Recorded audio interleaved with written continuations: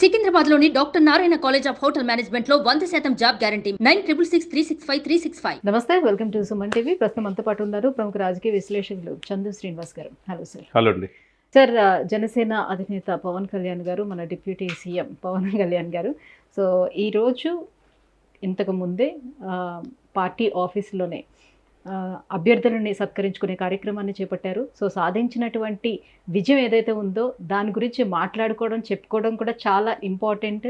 అందుకోసమే ఈ కార్యక్రమాన్ని మనం చేస్తున్నామని కూడా చెప్పారు. సో దీన్ని సభను ఉద్దేశించి చాలా విషయాలనే మాట్లాడారు.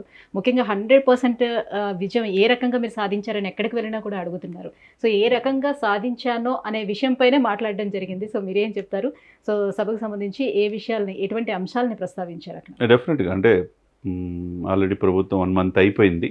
ఇప్పుడు కూడా ఎమ్మెల్యేలని కానీ ఎంపీలు కానీ పిలిచి సత్కరించలేదనేది చాలామంది అనుకున్నారు. కానీ అంటే పూర్తిగా ప్రభుత్వం ఆయా శాఖల మీద ఆయన దృష్టి పెట్టబట్టి ఏ ఒక్క రోజు కూడా ఆయన రెస్ట్ తీసుకోవాలి. ఈ నెల రోజుల్లో మనం చూసాం, అంత కీలకమైన శాఖలు కాబట్టి అవన్నీ ఒకవైపు చూసుకోవటం, రెండో వైపు మోదీ గారిని కలవటం, తర్వాత ఇకపోతే నిన్న రిలయన్స్ సంస్థల యొక్క వివాహంలో కూడా పాల్గొన్నప్పుడు ఆయన దేశంలోనే ప్రముఖులందరూ కూడా ఆయన్ని అప్రిషియేట్ చేయటం, ఇవన్నీ భావాలన్నీ కూడా మనసులో పెట్టుకొని ఒకవైపు వరాహి ఇదిలో ఉన్నాడు కాబట్టి ఈరోజే మార్నింగ్ ఉదయం దిగినట్టున్నాడు గన్నవరం ఎయిర్పోర్ట్లో తన మిత్రుడు త్రివిక్రమ్తో, ఆనంద్ సాయితో. దిగిన తర్వాత మాల టైం అయిపోయింది అనుకుంటా, మాల తీసేశారు. ఇక్కడ వైట్ డ్రెస్లో చాలా రోజుల తర్వాత కనపడ్డాడు. ఆయన చెప్పిన మాటలు అనేది చాలా చక్కగా ఉన్నాయి. అంటే రాజకీయాలు అనేది మనం మాట్లాడే మాటలు, ఆ భాష, ఆ ఉచ్చారణ ఎలా ఉండాలో చక్కగా చెప్పాడు. అవి రోజు రోజుకి తగ్గిపోతున్నాయి, ప్రతి నాయకులు తగ్గిపోతున్నాయి. విరావేశంతో మాట్లాడటం, వ్యక్తిగత అన్నం చేయటం, చివరికి భార్యలు, పిల్లలు, పెళ్ళం, అది రకరకాలుగా అది పద్ధతి కాదని చెప్పాడు. తన కార్యకర్తలను ఉద్దేశించి, తన కుటుంబం ఉద్దేశించి ముందు చెప్పాడు, మీరు కక్షపూరితంగా వైసీపీ వాళ్ళు తప్పు చేస్తే చట్టం తన పని తను చేసుకుపోతుంది, చట్టం ఎవరిని వదలదు.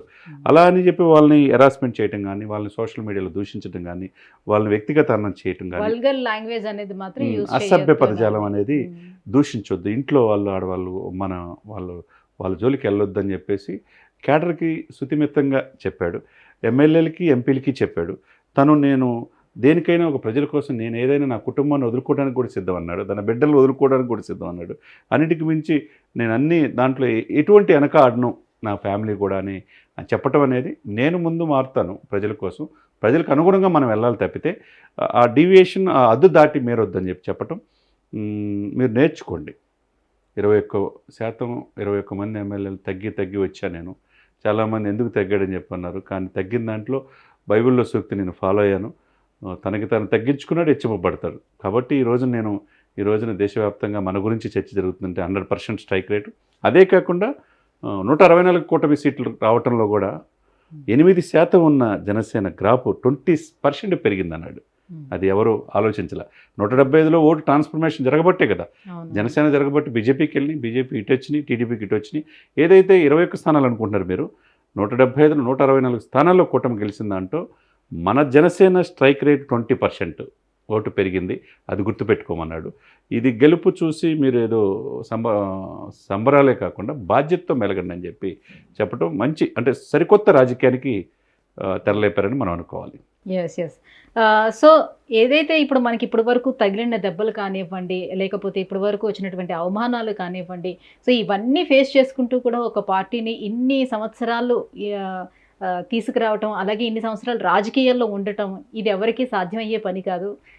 నేను అంత దృఢ నిశ్చయంతో నిలబడగలిగాను కాబట్టి ఈరోజు ఈ పొజిషన్లో ఉన్నాననే మాటను కూడా చెప్పారు. డెఫినెట్గా దశాబ్దం పైన రాజకీయాల్లో ఉన్నాను. సో చాలా మంది వచ్చారు, వెళ్ళిపోయారు. కానీ నేను ఉన్నానంటే నాకు ఆ కమిట్మెంట్తోనే నేను ఉండగలిగాను, ప్రజల కోసం ఉండగలిగానని చెప్పాడు. కాబట్టి ఆయన చెప్పిన మాటలు ప్రతి మాటలోనూ ఒక ఆలోచన, ఒక మెచ్యూర్డ్ పొలిటీషియన్ కనబడుతున్నాడు, ఒక స్థితప్రజ్ఞుడు పవన్ కళ్యాణ్ కనబడుతున్నారు.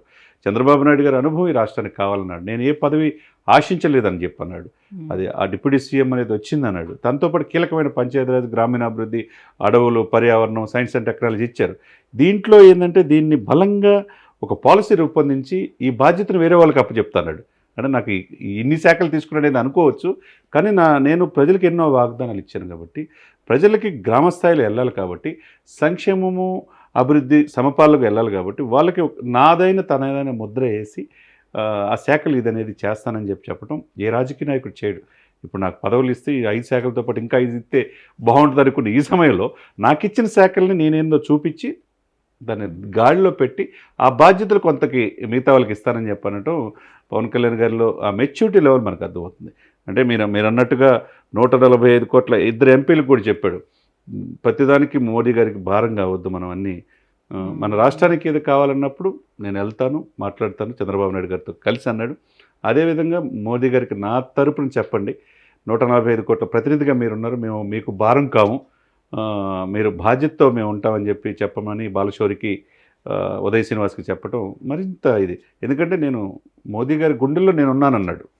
అంటే ఏ రోజు కూడా దశాబ్దం ఉన్నా కానీ ఏ రోజు నాకు వ్యక్తిగత కోసం ఆయన అడగలేదు, ఈ దేశాన్ని పరిపాలిస్తున్నాడు కూడా ఆయనకి చేతును అందించాలని చెప్పి. అంటే వ్యక్తిగత దూషణ చేస్తే నేను భయపడి పారిపోతాను అన్న మాదిరిగా అనుకున్నారు ప్రతిపక్షం, ఇంతకుముందు ప్రతిపక్షం పార్టీ అని అనుకున్నారు. బట్ నేను అన్నిటికీ తెగించి ఉన్నాను, నేను నా ప్రాణాలు సైతం నేను లెక్క చేయను, నేను ప్రజల కోసమే బతుకుతూ ఉన్నాను కాబట్టి నేను వీటన్నిటికీ తెగించే ఉన్నాను. నేను కేవలం 24 గంటలు మాత్రం బ్రతుకున్నానంటే బ్రతుకున్నాను, సో దానికోసం నేను ఏం చేయాలనేది మాత్రమే ఆలోచిస్తాను అని చాలా నిక్కచ్చిగా చెప్పుకుంటూ వచ్చారు. అంటే మొత్తం మీద టోటల్గా పరిశీలిస్తే తన మనసులో ఉన్నటువంటి కంప్లీట్ ఆవేదనను మాత్రం షేర్ చేసుకున్నారనే విషయం తెలుస్తుంది. సో ఇప్పటి నుంచి అవన్నీ చెప్పుకోవాలి అని నిజంగా మీరు చెప్పింది 100% అండి. తన ఎమోషనల్ బరస్ట్ అయ్యాడు. అంటే ఎన్నాళ్ళు తోపలు తన గుండెల్లో దాచుకునే అన్నీ కూడా ఈరోజు ఆత్మీయంగా మీడియా ముందు చెప్పుకున్నాడు. రాజకీయాలు ఎలా హుందాగా ఉండాలని చెప్పాడు, కుటుంబం ఏంటి అన్నాడు, కుటుంబ వ్యవస్థను కాపాడని అన్నాడు, ప్రజలకు ఏం వాగ్దానాలు ఇచ్చారో ఆ విధంగా వెళ్ళాలన్నాడు, అడుగడుగున అవినీతిమయమైన అన్ని శాఖల గురించి కూడా ఒకసారి గుర్తు తెచ్చాడు. కానీ చట్టం తన పని తను చేసుకుపోద్ది. వీళ్ళని కొద్దిగా హెరాస్మెంట్ చేయటం, మనం వాళ్ళని గేలు చేసినట్టు మాట్లాడకూడదని వైసీపీ అంటే ఎవడు కూడా ఇన్ని రోజు 5 సంవత్సరాలు పడిన కష్టాలు, జనసేన వాళ్ళు కూడా కేసులు పెట్టారు, వాళ్ళు కూడా కొట్టారు, అనేక రకాలుగా టీడీపీ వాళ్ళు దెబ్బలు తిన్నారు. అయినా కానీ మీ దృష్టిలో పెట్టుకొని కక్షపూరితంగా ఉండకూడదని చెప్పటం అది సరికొత్త రాజకీయాలకి. ఇంకొకటండి, మార్పు కోసం జనసేన పార్టీ పెట్టాం, ఆ విధానాల ప్రకారం మనం ముందుకెళ్తున్నాం, మంచి పరిపాలన అందిస్తే మనల్ని ప్రజలు హక్కును చేర్చుకుంటారని చెప్పనటం. అంటే ఈ రాజకీయాల్లో ఏంటంటే వచ్చి రావడంతో నేను ముఖ్యమంత్రి అవ్వాలి, నేను అధికారుల భాగస్వామి అనుకునే పరిస్థితి నుంచి ప్రజలకి ఏదైనా మేలు చేస్తే మనల్ని గుర్తుపెట్టుకుంటారు అనే పాయింట్ని తీసుకొచ్చడం అనేది భారతదేశ చరిత్రలో 100% స్ట్రైక్ రేట్ ఇచ్చిన మనం ఇంకా హోందాగా వ్యవహరించాలి. అనుభవంతో ఉన్న చంద్రబాబు నాయుడు గారికి మనం ఇంకా ఆయన సపోర్ట్ చేయాలని చెప్పంటాం.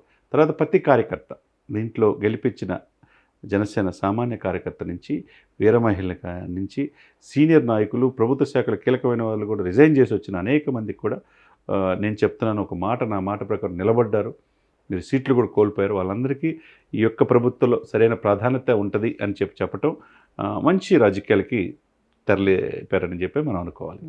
సో యథా రాజ తథా ప్రజ అన్నట్టుగానే ఉంటుంది కాబట్టి ఫస్ట్ మనల్ని మనం సరిదిద్దుకోవాలి, మనం కరెక్ట్గా ఉండాలి, ఆ తర్వాత మనం చూసే ప్రజల్లోనే మార్పు అనేది కరెక్ట్గా వస్తుందని ఆయన భావించినటువంటి తీరు నిజంగా అభినందనీయమని చెప్పుకోవచ్చు. అవునండి, right. Thank you so much sir. Thank you. Suman టీవీలో మీ పర్సనల్ అండ్ బిజినెస్ ప్రమోషన్స్ కోసం కింది నెంబర్కి కాంటాక్ట్ చేయండి.